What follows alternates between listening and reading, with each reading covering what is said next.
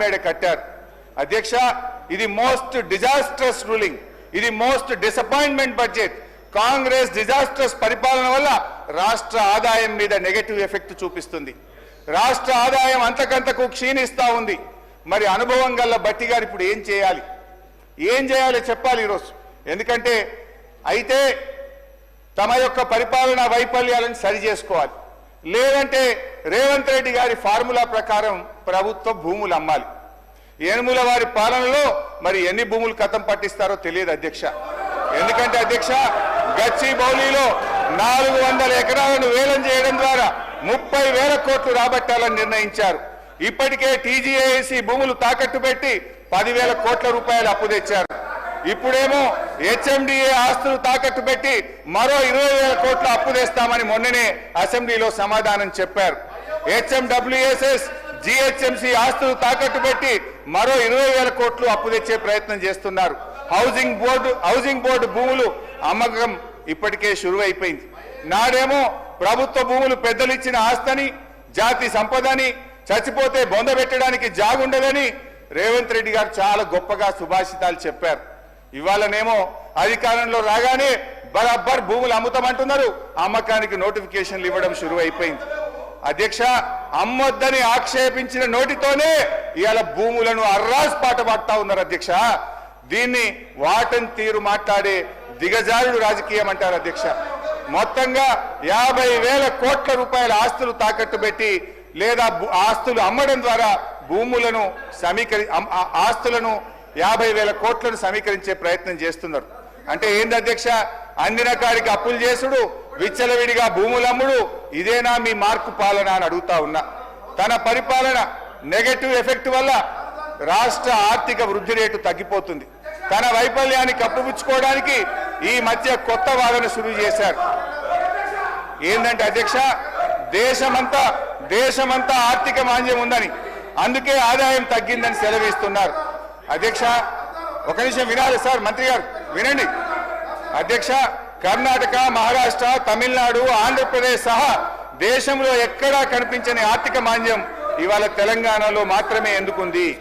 అంతా నాకే తెలుసు, అందుకే అంతా నాకే తెలుసని ఈ ప్రభుత్వం, ఈ ముఖ్యమంత్రి గారు అహంకారంతో, అజ్ఞానంతో, అనాలోచిత నిర్ణయాల వల్ల రాష్ట్ర ఆదాయం కుంటుపడ్డది. తన వైఫల్యాన్ని కప్పుపుచ్చుకోవడానికి ఆర్థిక మాంద్యం వచ్చిందని, ప్రపంచమే స్లో డౌన్ అయిందని ప్రవచనాలు ప్రారంభించారు. ఏ రాష్ట్రానికి లేని ఆర్థిక మాంద్యం తెలంగాణకే వచ్చిందా? మీ నెగటివ్ పాలసీల వల్ల, మీ రివెంజ్ పాలిటిక్స్ వల్ల ఈ రోజు రాష్ట్ర ఆదాయం తగ్గుతా ఉన్నది. రేవంత్ గారు పాదం స్పీకర్ సార్, మీ ధన్యవాదాలు సార్. హరీష్ రావు గారు కూడా రిక్వెస్ట్ చేస్తున్నారు. ఒకటే సార్, ఎక్కువ ఇంటర్వ్యూ అని. అరే నీకు చెప్పకపోతే భయపడితే ఎట్లా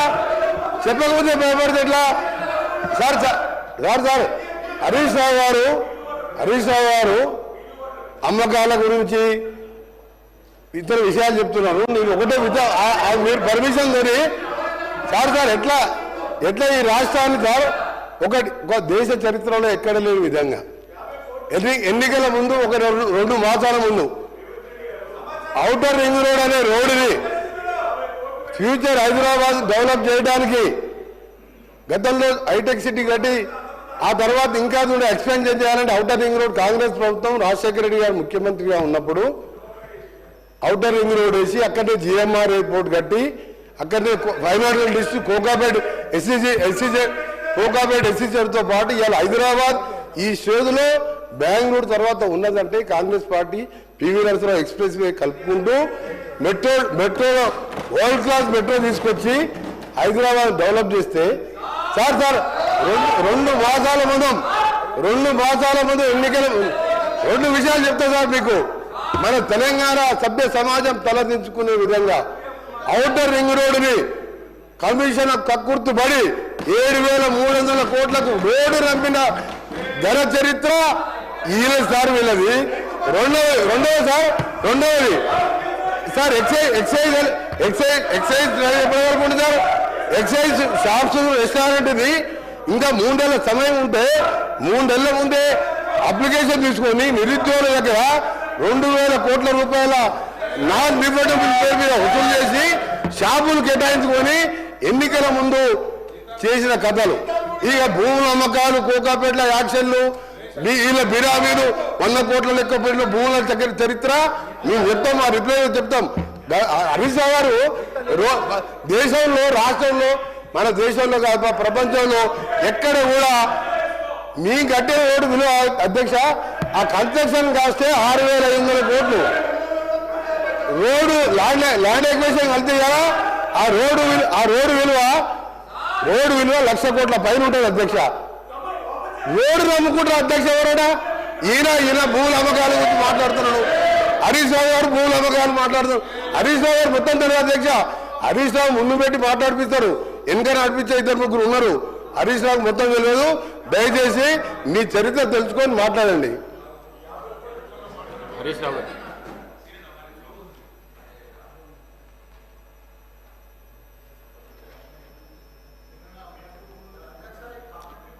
హరీష్ రావు గారు.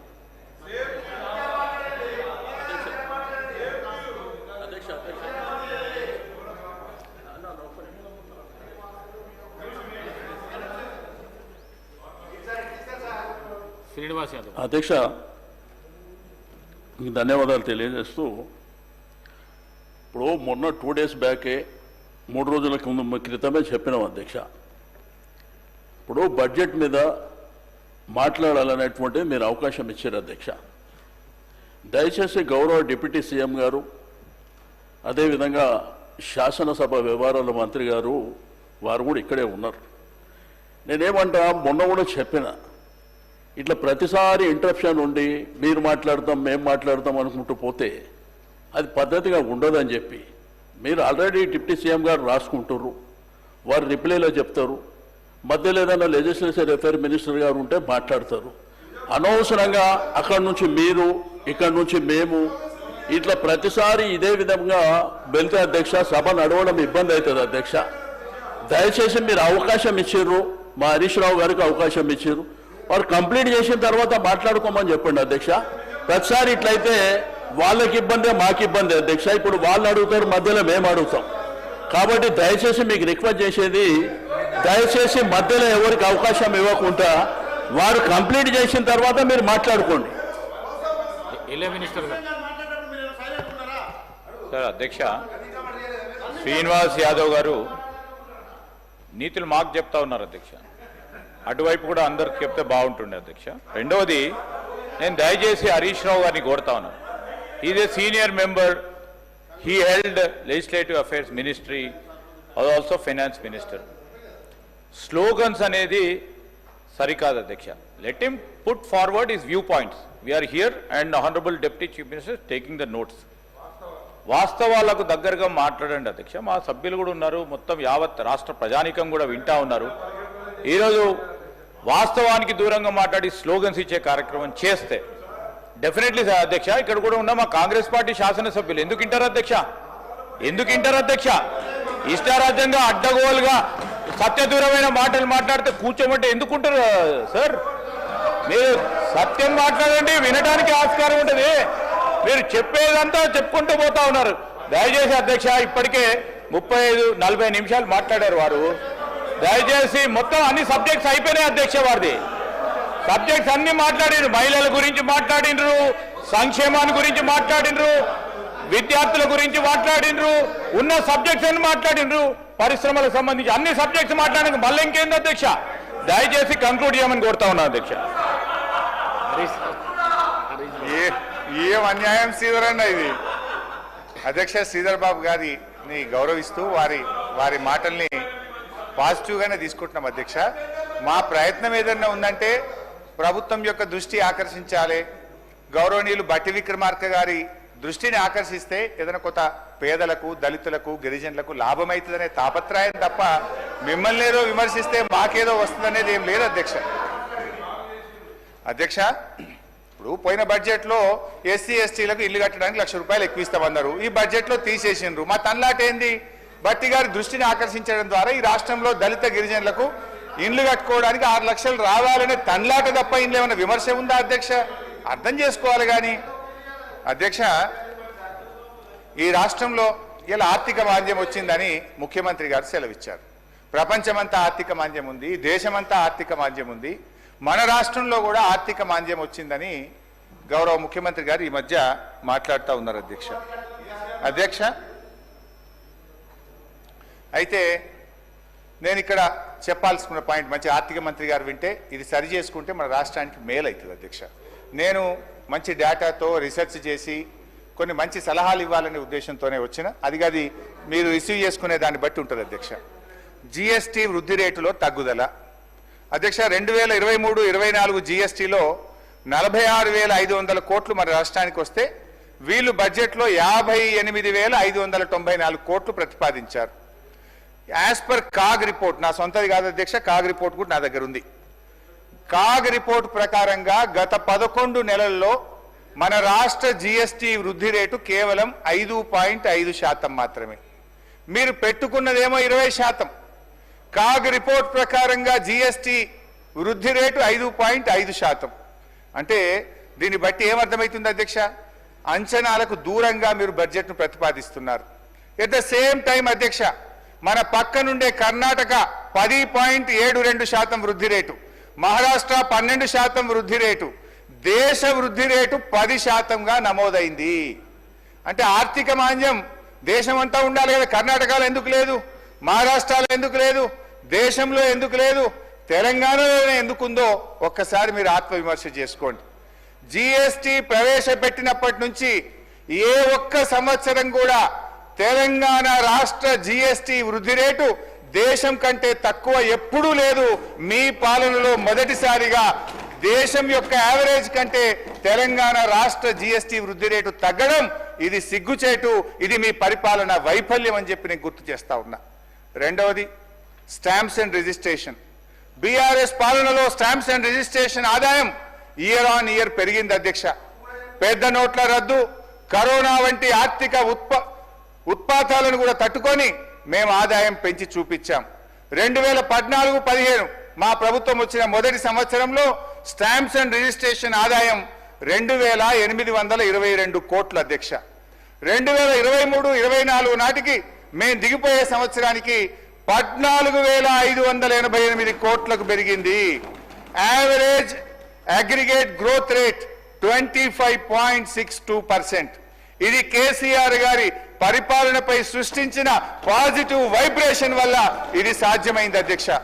కాంగ్రెస్ అధికారంలో వచ్చిన తర్వాత 24-25 సంవత్సరంలో బట్టి గారి బడ్జెట్ ప్రతిపాదనలో 18,244 కోట్లు వస్తుందని అంచనా వేశారు. అయితే అధ్యక్ష, ఇప్పుడు మార్చిలో ఉన్నాం. గత 11 నెలల్లో ఈ రాష్ట్రానికి వచ్చిన స్టాంప్స్ అండ్ రిజిస్ట్రేషన్ ఆదాయం 12,867 కోట్లు మాత్రమే. ఈ నెల కలుపుకున్న అది 14,000 కోట్లు దాటదు. అంటే ఏమైంది అధ్యక్ష?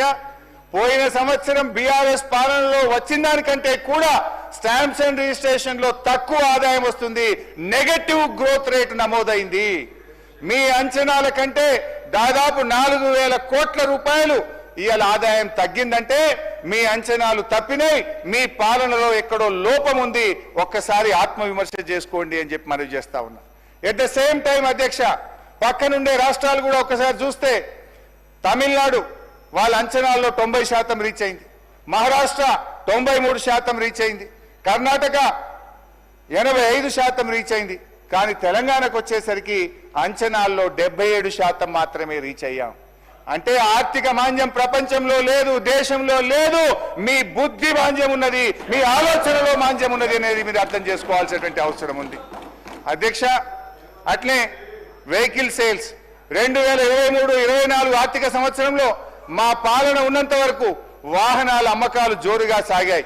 2024-25 ఆర్థిక సంవత్సరంలో ఏప్రిల్ నుంచి నవంబర్ వరకు జరిగిన వాహనాల అమ్మకాల గ్రోత్ రేట్లో తెలంగాణ -0.08% తగ్గిపోయింది. ఇదే సమయంలో ఆంధ్రప్రదేశ్ +12%, తమిళనాడు +32%, కర్ణాటక +8%, మహారాష్ట్ర +12%, కేరళ +10%. అన్ని రాష్ట్రాలేమో పెరుగుతుంటాయి, తెలంగాణలో మాత్రం వాహనాల అమ్మకం తగ్గిందంటే ఇది దేశం మొత్తం ఆర్థిక మాంద్యం లేదు, తెలంగాణలో పరిపాలన వైఫల్యం వల్ల తగ్గుతుంది. జీఎస్టీ వృద్ధి రేటులో తగ్గుదల, స్టాంప్స్ అండ్ రిజిస్ట్రేషన్ ఆదాయంలో తగ్గుదల, వాహనాల అమ్మకంలో తగ్గుదల, దీనికి ఆర్థిక మాంద్యమా కారణం అధ్యక్ష? ఒక్కసారి ఆత్మవిమర్శ చేసుకోండి, గుండె మీద చేసుకొని ఆలోచించండి. పక్క రాష్ట్రాలకు లేని ఆర్థిక మాంద్యం తెలంగాణకు మాత్రమే ఎందుకు వచ్చింది? ఈ తగ్గుదలకు ఆర్థిక మాంద్యం కారణమా, పరిపాలన వైఫల్యం కారణమా? ఒక్కసారి మీరు ఆలోచించుకోండి. నేను చాలా బాధగా చెప్తున్నాను, ముఖ్యమంత్రి గారు ఇస్తున్న నినాదం Telangana rising. Where is it rising అధ్యక్ష? Where is it rising? I'm asking అధ్యక్ష. GST growth rate down, stamps and registration revenue down, vehicle sales is down. ఇది అధ్యక్ష. నేను ప్రయత్నం చేసిన అధ్యక్ష, ఏంది మేము ఉన్నప్పుడు ఎందుకు పెరిగింది, మరి కాంగ్రెస్ వచ్చినాక ఎందుకు తగ్గింది? మేము కొద్దిగా ఆలోచించే ప్రయత్నం చేసినాం, ఆర్థిక రంగ నిపుణులతో అడిగే ప్రయత్నం చేసినాం, మేధావులతో చర్చించే ప్రయత్నం చేసినాం, మేము అర్థం చేసుకునే ప్రయత్నం చేస్తే అధ్యక్ష మేము మాకు తోచినాయి. వీఆర్ సజెస్టింగ్ కరెక్షన్ చేసుకుంటే మంచిది, లేదంటే మీ ఇష్టం. మేము చెప్పడం ప్రతిపక్షంగా ఈ రాష్ట్రం మేలు గురించి చెప్పే ప్రయత్నం చేస్తున్నాం అధ్యక్ష. సో మేము ఆలోచిస్తే అధ్యక్ష, మనం రాష్ట్రం ఏర్పడ్డ తొలినాళ్లలోనే ఈ రాష్ట్ర ప్రభుత్వం ముఖ్యమంత్రి గారు దివ్యంగా ఉన్న రాష్ట్రాన్ని దివాలా దివాలా అనే దిక్కుమాల ప్రచారం చేయడం వల్ల పెట్టుబడులు రాకుండా పోయినాయి. ప్రభుత్వం కొలువు తీరగానే ఫార్మాసిటీ రద్దు, ఎయిర్పోర్ట్ కు మెట్రో రైలు రద్దు అనే ప్రకటనలు చేయడం వల్ల నెగటివ్ వైబ్రేషన్స్ వచ్చినాయి. హైడ్రా పేరిట సాగించిన విధ్వంసకాండ, పేదల ఇండ్ల కూల్చివేతల వల్ల ఒక నెగటివ్ మెసేజ్ పోయింది. మూసీ ప్రక్షాళన పేరిట, బఫర్ జోన్ల పేరిట చేసిన హంగామా సృష్టించిన భయానక వాతావరణం రాష్ట్రంలో పెట్టుబడులు రాకుండా రియల్ ఎస్టేట్ రంగం పడిపోవడానికి కారణమైంది. అదేవిధంగా ఆర్ఆర్ ట్యాక్సులు, సంక్షేమ పథకాల ద్వారా గ్రామాల వైపు సాగుతున్న ద్రవ్య ప్రవాహానికి అడ్డుకట్ట వేయడం వల్ల గ్రామీణ ఆర్థిక వ్యవస్థ కూడా దెబ్బతిన్నది. రైతు బంధు ఇవ్వకపోవడం, పంటల కొనుగోలు పూర్తిగా చేయకపోవడం, పింఛన్లు పెంచకపోవడం, కేసీఆర్ గారు ఇచ్చే పెన్షన్లలో కూడా 2 నెలలు కోత పెట్టడం, నీళ్లు ఇవ్వక పంటలు ఎండగొట్టడం, చెరువుల్లో చేప పిల్లలు వదలకపోవడం, గొర్రెల పంపిణీ నిలిపివేయడం, గ్రామ పంచాయతీలకు నిధులు ఇవ్వకపోవడం, ఉద్యోగులకు పీఆర్సీ డిఏలు చెల్లించకపోవడం, రియల్ ఎస్టేట్ కుప్పగూలడం, ఇలాంటి కారణాల వల్ల ప్రజల కొనుగోలు శక్తి తగ్గుతూ ఈ రాష్ట్రం యొక్క ఆర్థిక మాంద్యం వైపు అడుగులు పడతా ఉన్నాయి అధ్యక్ష. భట్టి గారు తన ప్రసంగంలో నిజాలు ప్రచారంలో ఉండాలి, లేదంటే అబద్ధం నిజంగా మారి రాష్ట్రాన్ని, దేశాన్నే కాదు ప్రపంచాన్ని కూడా నాశనం చేస్తుందని తన ప్రసంగంలో చెప్పారు అధ్యక్ష. నేను వారి మాటలతో ఏకీభవిస్తున్నాను. నువ్వు రోజు అబద్ధం ఆడితే అది నిన్ను రేపు కూడా అబద్ధం ఆడే దుస్థితికి తెస్తుందని శ్రీశ్రీ గారు చెప్పినటువంటి మాటను ఒక్కసారి నేను భట్టి గారికి చెప్పదలుచుకున్నా అధ్యక్ష. ఎందుకంటే అధ్యక్ష, మీరు అదే పనిగా చేస్తున్న అబద్ధాలను పటాపంచలు చేసి సత్యాన్ని చెప్పదలుచుకున్నాను. 10 ఏళ్ల కేసీఆర్ పాలనలో తెలంగాణ భద్రం అనేది నిజం, ఛిద్రమైందనేది అబద్ధం. ఆర్థిక వ్యవస్థ గాడి తప్పడం అబద్ధం, బలోపేతమైందనడం నిజం. 10 ఏళ్ల పాలనలో ఆర్థిక అరాచకత్వం అన్నది అబద్ధం, ఆర్థిక స్థిరత్వం సాధించిందనేది అసలు నిజం. దివాలా తీసిందన్నది అబద్ధం, దివ్యంగా ఉన్న